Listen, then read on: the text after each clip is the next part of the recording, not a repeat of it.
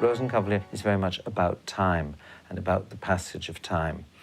The Marschallin, who feels at the age of 32 that she's getting old, who describes in her famous monologue in the first act about being obsessed with the feeling of time passing and confessing that she sometimes gets up and stops all the clocks in the house in order to not feel time passing. The Rosenkavalier is, of course, a very complicated thing to direct because it is or perhaps the social comedy that was ever written. You're dealing with a very particular period, a very particular society, with very specific codes of behavior and an interaction. You cannot escape a certain feeling of the 19th century, but of course the piece was written also has a real fin de siècle feeling because the world that is being described is a world that, as Strauss and Hofmannsthal were composing the opera, was on the brink of disappearing forever.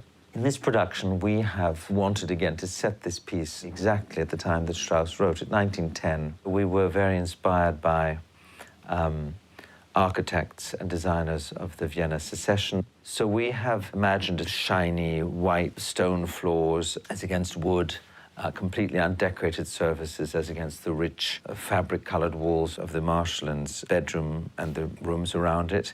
Having made a decision to set this piece in this period, of course, the military becomes quite important, not to mention the fact that the characters, in any case, bring a certain military background to this. Octavian is described as a young officer. The Marschallin's husband is the head of the army.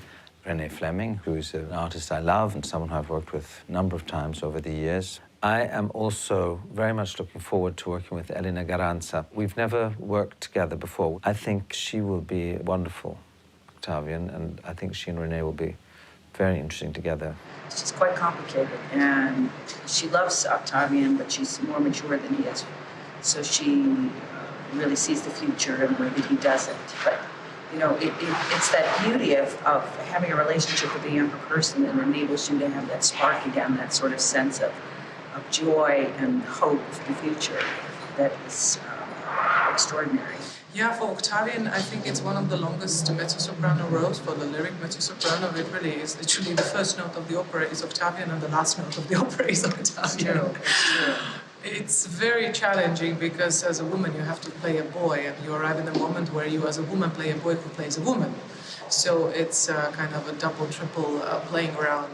You have these mixed feelings all the way through the piece about what you're seeing, and I think Rosenkavalier has to have that in order to work. A bitter-sweet quality, a melancholy, laughter through tears, all of these